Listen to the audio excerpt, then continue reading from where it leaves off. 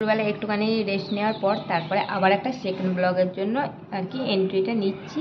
তো এই যে দেখো এখনও কিন্তু আজকে দেখো মুখ হাত ভালো করে ধোয়া হয় না, মানে মেকআপটা তোলা হয় না আসার পর থেকেই। তো এসেছিলাম একটু একটা বেজে গেলো, তারপরে খাওয়া দাওয়া করে এই যে ওপরে এলাম, ছেলেকে ঘুম পাড়িয়েছিলাম, তার মাঝখানে একটা ভিডিও এডিট করলাম, এটাই টুকটাক কাজ করে এখন বাজে গিয়েছে 3টে। এখন যাবো হচ্ছে নিচে, তার কারণ আজকে হচ্ছে মা সরস্বতীর জন্য। তো সবাই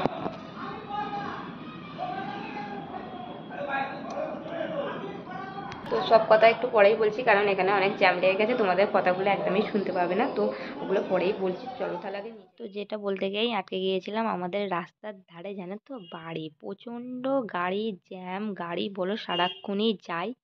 তো সেই জন্য না আর কি জ্যাম লেগে গেছিলো আর কি, আমাদের কথাটা মানে শুনতে পারবে না, সেই জন্য আমি বললাম যে একটু পরেই বলবো। তো যাই হোক, যেটা বলছিলাম, তো আমাদের বাড়িতে আর কি সব বাড়িতেই কিন্তু বেশিরভাগটা এটা হয় গোটা সেদ্ধ বা কেউ বলে গোটা রান্না। তো এটা সব রকম সবজি দিয়ে মানে বড় বড় করে গোটা গোটা কাটার মতো একটা আর কি তরকারি বানানো হয়, এটা দিয়েই মাকে আর কি সন্ধেবেলায় প্রসাদ দেওয়া হয় তৈরি করে। তো সেটাও আমাদের আর কি আছে। তো তার জন্যই এখন থেকেই দেখো প্রস্তুতি চলছে, মানে আনাজ কাটতে বসে পড়েছি মা আর আমি দুজন মিলে। তো দেখতেই পাচ্ছ সব কিন্তু উঠোনেই নিয়ে চলে আসা হয়েছে, এখানটাতেই ফাঁকায় বসে দুজন মিলে আর কি কেটে নিচ্ছি। আমি সব কিছু মাকে জিজ্ঞাসা করে করেই দেখো এখন কাটছি, মানে একবার করে দেখিয়ে নিচ্ছি যে ঠিকঠাক আর কি হচ্ছে কিনা সেইটা। তো দেখলেই প্রথমে বিট দিয়ে শুরু করেছিলাম, তারপরে এখন কাটছি ওলকপি। আর এতে যে যেমন পারবে অনেক ধরনেরই কিন্তু সবজি দেওয়া যায় জানো তো, সব রকমের, যেমন ওলকপি, ফুলকপি, বিট, আলু, বাঁধাকপি, শাক থেকে শুরু করে সমস্ত রকম সবজি দেওয়া যায়। তার সঙ্গে সঙ্গেই তোমাদের বলে দিই আর একটা কথা, যে সরস্বতী পুজোর পরের দিনকে কিন্তু হচ্ছে কি আমাদের শীতল ষষ্ঠী, মানে হচ্ছে এই গোটা সেদ্ধর পর আমাদের ভাত করে রাখা হয়, তার ভাতের সঙ্গে এই তরকারিটা আর কি তার পরের দিনে পান্তা ভাত আর তার সঙ্গে এই গোটা সেদ্ধটা খাওয়া হয়। এটাই আর কি রীতি নেওয়াজ আছে।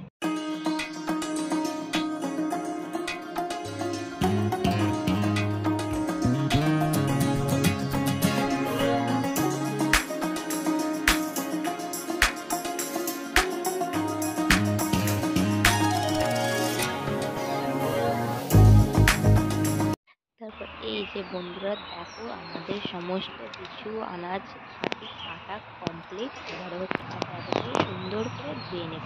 তো প্রথমে ফুলকপি দিয়েই আর কি শুরু করলাম, আর আমি সব সবজিগুলো ধুয়ে নিচ্ছি আর মা ওদিকে জল এনে দিচ্ছে। তো তারপরে মশলাও করতে হবে, এর মা আর কি মশলাটা মাই করবে, অনেক যেহেতু মশলা তো আমি আর কি করি না, মাই ওটা সুন্দর করে মানে মিহি করে বেটে নেয়, সেই জন্য।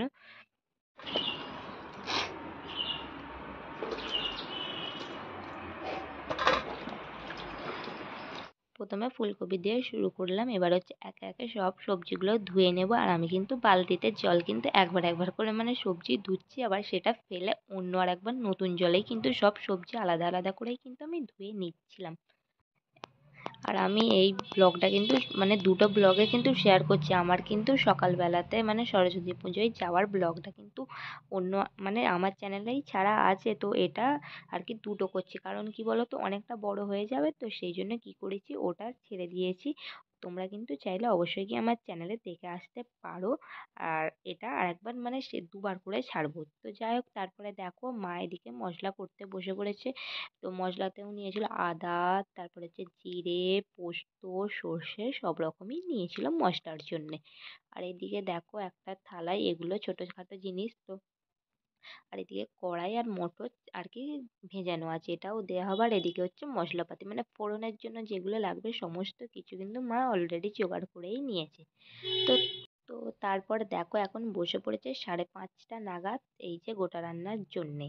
তো আমি আজ সন্ধ্যেটা দিয়ে দিয়েছিলাম, মা এদিকে সব করে নিয়েছিল। এতে তো করতে অনেকটাই সময় লাগে জানো তো, রান্নাটা করতে বেশ সময় লাগে, 2.5 থেকে 2.5 ঘন্টা তো লাগেই। তো তারপর এদিকে দেখতেই পাচ্ছ সব জোগাড়জাত হয়ে গেছে, আর আমি এদিকে একটু দাঁড়িয়ে দাঁড়িয়ে ভিডিও করছি। আর আমার তো তেমন কোনো কাজও এখন নেই, আমার খালি বসে বসে দেখাই কাজ, কারণ মাই সব রান্নাটা করে এমনিতে, আর আমি খালি বসে থাকি। আর এমনিতেই দেখি। তো দেখো প্রথমে যেটা করলো শাকগুলোকে মানে এই যে পালং শাক আর লাউ শাকটাকে ভাবিয়ে নিল, আর এদিকে তার সঙ্গে ভাবিয়ে নিয়েছিল হচ্ছে বাঁধাকপি। তো তারপরে একে একে সমস্ত কিছু সবজিগুলো না আর কি তেলের ওপর দিয়ে দিয়ে ভেজে রেখে তুলতে হয়, তারপরে মশলা দিয়ে কষাতে হয় এরকমটাই। তো আর কি বলবে, এত আনাজ না কড়া থেকে কিন্তু ডবল মানে উঠে গিয়েছিল, এতই আনাজ মানে হয়ে গিয়েছিল আজকে। মানে অন্য অন্য বছরেও অনেকটাই করা হয়, তার থেকেও মানে এবছরে আরোই বেশি আমাদের আর কি সবজি হয়ে গিয়েছিল। এই যে দেখো সব কিছু এখন হয়ে গেছে, এখন জাস্ট মা ফোড়নটা দিচ্ছে তেজপাতা, শুকনো লঙ্কা, পাঁচ ফোড়ন, কাঁচা লঙ্কা এগুলো দিয়ে। তারপরে মেন যখন এগুলো কষাতে লাগবে তখনই না অনেকটা সময় ধরে কষাতে হয়, আর অনেকটা মায়ের তো পুরো হাত না লালও হয়ে যায়, আর তার উপরে না হাতে পুরো দাগও বসে যায়। অনেকক্ষণ ধরে নাড়তে হয় তো তরকারিটা, সেই জন্যে। আর এই গোটা সেদ্ধর স্বাদ কিন্তু খুবই মানে অন্যান্যর থেকে খুবই আলাদা, আর এতই ভালো লাগে কি বলবো। আর আমার কিন্তু ভাতের থেকে গোটা সিদ্ধ দিয়ে মুড়িটাই ভালো লাগে। তো রাতে সেই জন্য আমাদের কিন্তু মুড়িই খাওয়া হয়েছিল।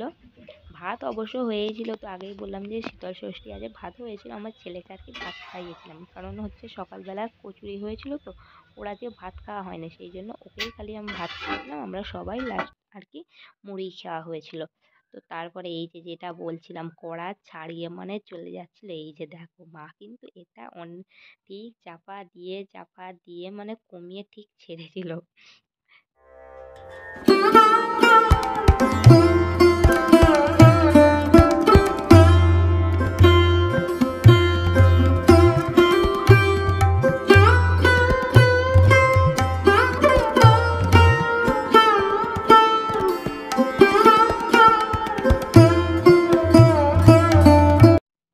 আমাদের এদিকে গোটা সিদ্ধ তৈরি হয়ে গেছে, এখন মা কি করছে সব ঠাকুরকে দিয়ে দিচ্ছে। এই যে দেখো একটা কলা পাতাতে সুন্দর করে সব ঠাকুরকে দিয়ে দিচ্ছে। আর এই যে দেখতে পাচ্ছ সিংহাসনটা কিন্তু আমাদের মা সরস্বতী আছে।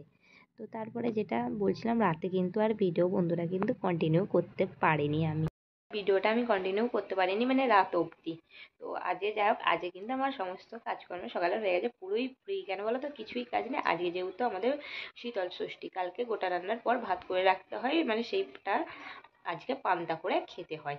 তো আজকে সেই জন্য শীতল ষষ্ঠী মানে শীতল ষষ্ঠী আজকে সারাদিন রান্না বান্না নেই, ওই গোটা রান্না আর তার সঙ্গে পান্তা ভাত খেতে হবে।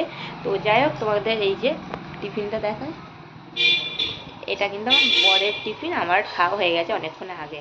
তরকারি আর মুড়ি, মানে গোটা সেদ্ধ দিয়ে আর মুড়ি দারুণ দারুণ লাগে খেতে। তো যাই হোক, যেহেতু মায়ের প্রসাদ আরোই সেই জন্য